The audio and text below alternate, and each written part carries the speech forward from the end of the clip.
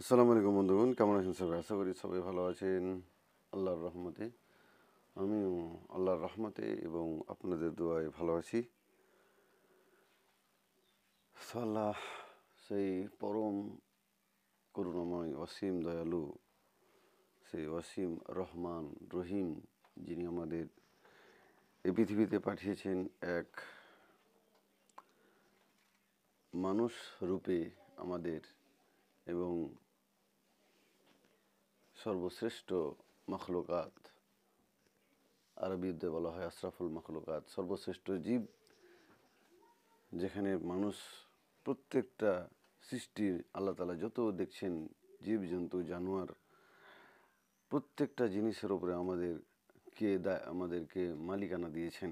প্রত্যেকটা জিনিসকে আমরা নিয়ন্ত্রণ করতে পারি, এই যে শক্তি আমাদের দিয়েছেন, এই যে নিয়ামত আমাদের দেওয়া হয়েছে, যে বুদ্ধি, এই যে জ্ঞান আমাদের দান করেছেন, তার জন্য আমরা সবাই বলি আলহামদুলিল্লাহ।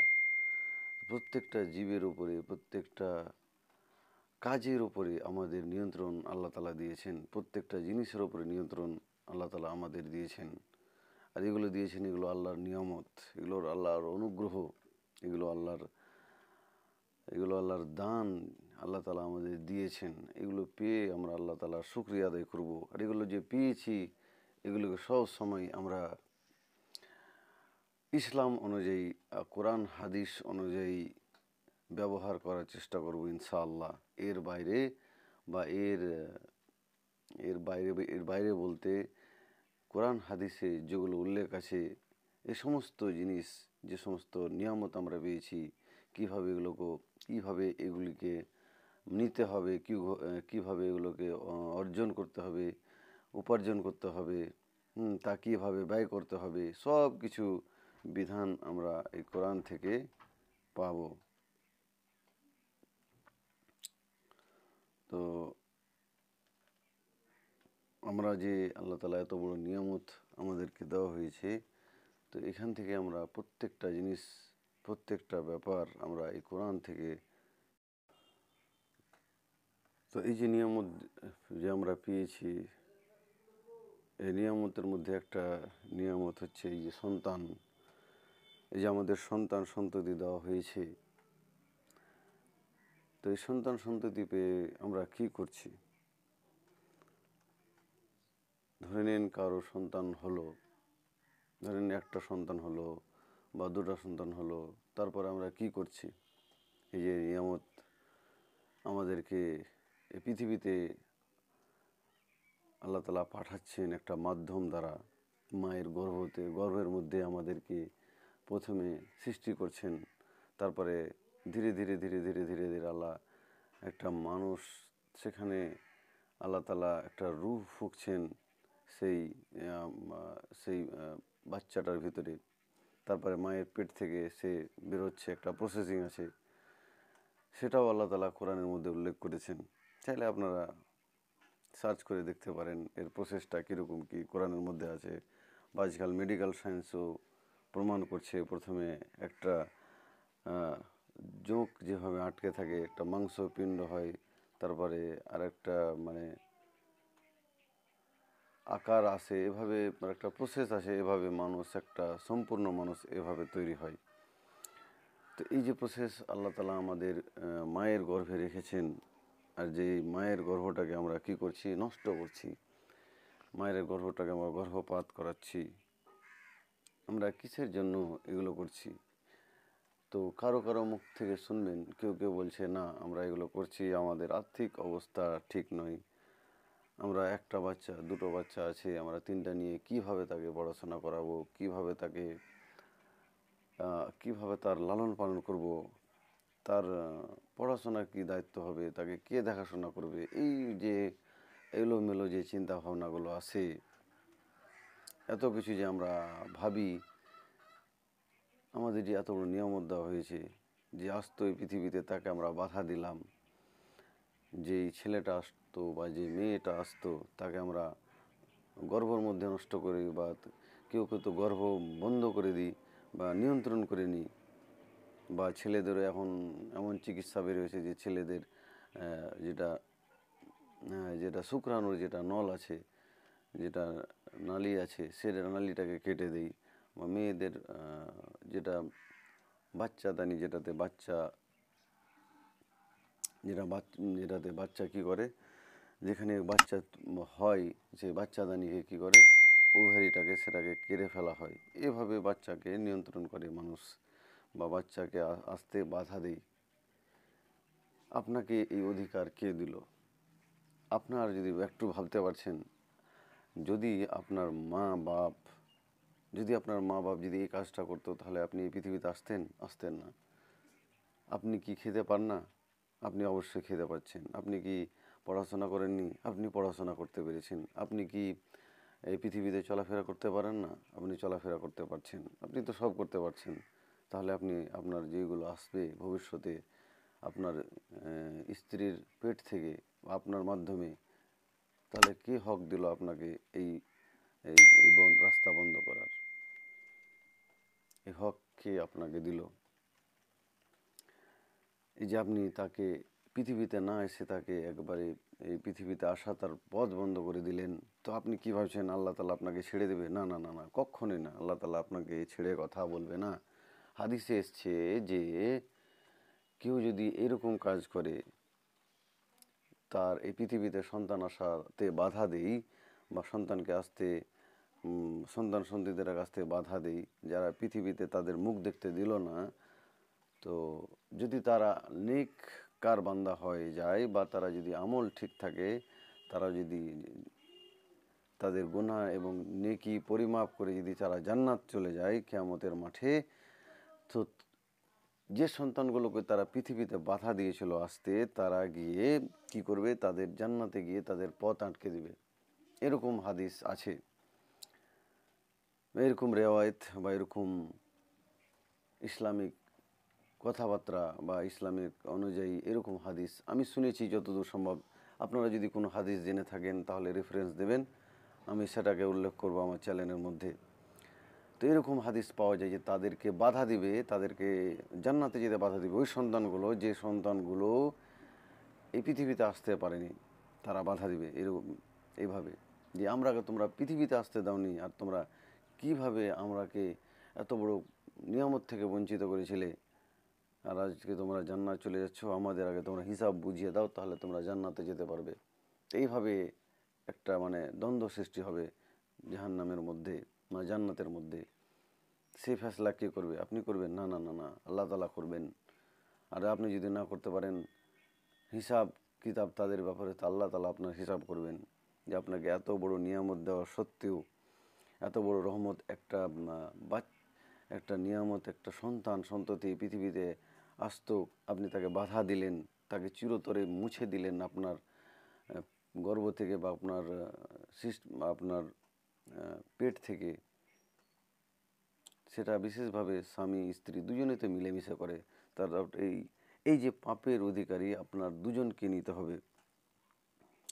এই যে পাপ আপনারা দুজনে করলেন, একটা সন্ততিকে পৃথিবীতে আসতে দিলেন না, খাওয়ার ভয়ে, পড়াশোনার ভয়ে, তার দুনিয়াবি চলাফেরার ভয়ে, তার জন্য দায়ী আপনাকে সেটা নিতে হবে।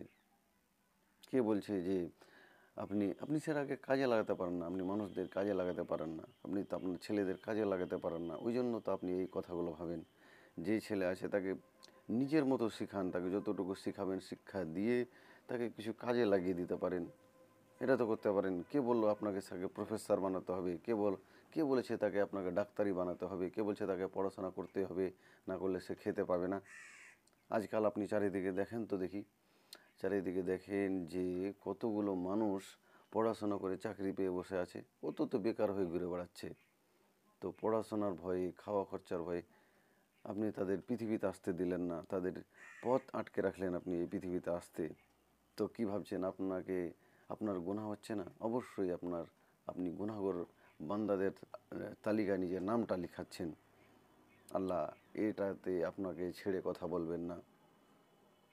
আপনার অবশ্যই আপনার কৃতকর্মের ফল, এই সূরা আল মুদাসসির, আপনার যেই কর্মের আপনি করেছেন তার ফল আপনাকেই পেতে হবে, তার ফল স্বামী স্ত্রীকেই পেতে হবে। যে একটা এত বড় নিয়ামত আল্লাহ তাআলা আমাদের দিয়েছেন, যে একটা সন্ততি পৃথিবীতে আসতো আপনার মাধ্যমে, আপনার ওগুলো নিয়ামত, আপনার ওগুলোর তো অধিকার নাই, তাকে বাধা দেওয়ার আপনার কোনো অধিকার নেই। সেই সন্তান সন্ততিদের পৃথিবীতে আসতে আপনার কোনো অধিকার নাই। আপনার যে এই পৃথিবীতে যতটুকু হক, তাদেরও তো হক আল্লাহ তাআলা রেখেছে এই পৃথিবীতে। তা আপনি তাদের হক নষ্ট করলেন, আর হক নষ্ট করার গুনাহ আপনাকে পেতেই হবে, পেতেই হবে কিয়ামতের মাঠে। আপনাকে ছেড়ে আল্লাহ কথা বলবেন না। আপনার কৃতকর্মের ফল আপনি সেদিন পাবেনই, এতে কোনো সন্দেহ নেই। তো আপনাকে সন্তান সন্ততি দেওয়া হয়েছে, যত সন্তান সন্ততি দেওয়া হয়েছে, এটা আপনার নিয়ামত স্বরূপ আপনি তা নেন। হ্যাঁ, একটা কাজ করা যায়, এই অন্তর রাখা যায়, গ্যাপ রাখা যায়, আপনি সেটাকে বন্ধ করতে পারেন না।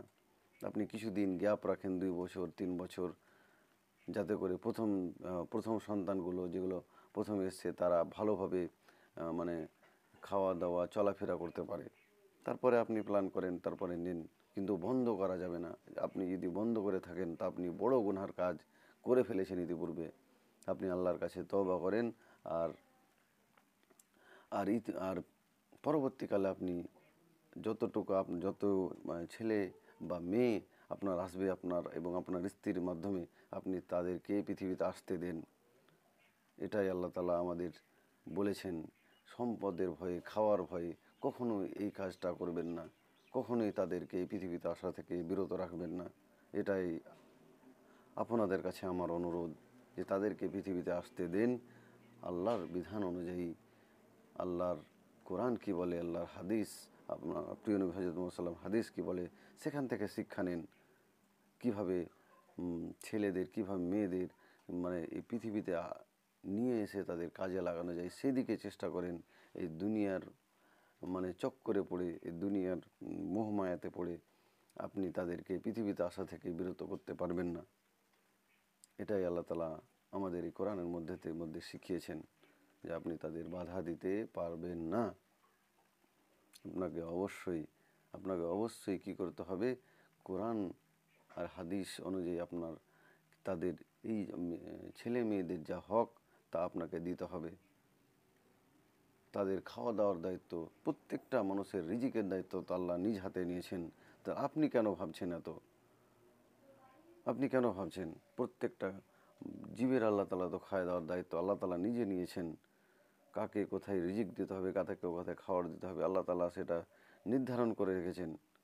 কি ভাবছেন আল্লাহ তাআলা শুধু এমনি এমনি পাঠিয়ে দিয়েছেন আমাদের? না না না না না না, আল্লাহ তাআলা প্রত্যেকটা কিয়ামত পর্যন্ত যত মানুষ আসবে তার সমস্ত রিজিকের ব্যবস্থা আল্লাহ তাআলা এই পৃথিবীতে রেখে দিয়েছেন। আপনি সেটা বন্ধ করার অধিকার আপনাকে কে দিল? আপনাকে সন্তান সন্ততি বন্ধ করার অধিকার আপনাকে কে দিল? কেউ দেয়নি। আপনি নিজেই সেটা এই দুনিয়ার এই যে মডার্নাইজ যুগের আপনি মোহমায়াতে পড়ে, আপনি কথাবার্তায় পড়ে, আপনি সোশ্যাল মিডিয়ার বা সমাজের কথাবার্তায় পড়ে আপনার মাথাকে নষ্ট করে দেওয়া হয়েছে। কে ভাবছে যে বেশি সন্তান হলে, বেশি মানুষজন হলে দুনিয়া শেষ হয়ে যাবে, আপনার কোনো অধিকার থাকবে না, আপনি কিছু করতে পারবেন না। দেখেন তো চায়নার মধ্যে তারা কি করছে। তারা প্রত্যেকটা চায়নার মধ্যে আজকে সব থেকে বেশি মানুষজন, তারা কি পিছিয়ে আছে? না না না, তারা মানুষকে কাজে লাগাচ্ছে, তারা সন্তান সন্ততিকে কাজে লাগাচ্ছে। তারা তাদের এমনভাবে শিক্ষা দিচ্ছে যাতে করে তারা ভবিষ্যতে নিজে কিছু করতে পারে, বা নিজেই উপার্জন করে তারা খেতে পারে। তারা বেধর্মী হয়ে এভাবে কাজ করছে। আর আমাদের এই আল্লাহ তাআলা কোরআন দিয়েছেন, আমাদের এত নিয়ামত, এত বড় কোরআন আমাদের দিয়েছেন, আর আমাদের প্রিয় হযরত মুহাম্মদ সাল্লাল্লাহু আলাইহি ওয়াসাল্লাম এর হাদিস শিক্ষা আমাদের মধ্যে আছে। তাহলে কেন আমরা আমাদের জীবনটাকে, কেন আমরা এইগুলো নিয়ে ভাবছি যে আমরা বেশি সন্তান হলে আমরা খেতে পারবো না বা আমরা খাওয়াতে পারবো না? এটা ধারণা ভুল। এই ধারণা থেকে বেরিয়ে আসুন। আল্লাহর ওয়াস্তে, আল্লাহর কসম খেয়ে বলছি, এই ধারণা থেকে আপনারা বেরিয়ে আসুন। এটাই আপনাদের কাছে আমার অনুরোধ। আসুন সবাই, আল্লাহ তাআলা যে নিয়ামত আমাদের দিয়েছেন, আল্লাহ তাআলা যত সন্তান দিয়েছেন তাদেরকে এই পৃথিবীতে আসার সুযোগ দিই। এটাই আল্লাহ তাআলা আমাদের কাছে চাইছেন। আর আমাদের প্রিয় নবী হযরত মুহাম্মদ সাল্লাল্লাহু আলাইহি ওয়াসাল্লাম বলে গেছেন যে আমি আমার উম্মতকে নিয়ে ফখর করব, আমার উম্মত সব থেকে বেশি থাকবে। এটা আল্লাহর নবী বলে গেছেন। আমাদের প্রিয় নবী হযরত মুহাম্মদ সাল্লাল্লাহু আলাইহি ওয়াসাল্লাম বলে গেছেন যে আমার উম্মতকে নিয়ে আমি ফখর করব কিয়ামতের মাঠে, যে আমার এত উম্মত আছে। তা আমরা আসেন আল্লাহ তাআলা যত সন্তান সন্ততি আমাদের দিয়েছে সেটাকে এই পৃথিবীতে আসতে দিই। এটাই আল্লাহর নিয়ম, এটাই আল্লাহর বিধান। তো যাই হোক, ভিডিওটা আর বেশি লম্বা করছি না। ভিডিওটা ভালো লাগলে অবশ্যই আপনারা বন্ধুদের সাথে শেয়ার করবেন, যাতে করে সবাই জানতে পারে এই বিষয়ে। আর ফেসবুকে দেখছেন তো চ্যানেলটা ফলো করবেন, এবং ইউটিউবে দেখছেন তো চ্যানেলটাকে সাবস্ক্রাইব করে ঘন্টাটা দেবে রাখবেন এরকম আরও জ্ঞানের ভিডিও পাওয়ার জন্য। আসসালামু আলাইকুম ওয়া রাহমাতুল্লাহি ওয়া বারাকাতুহু।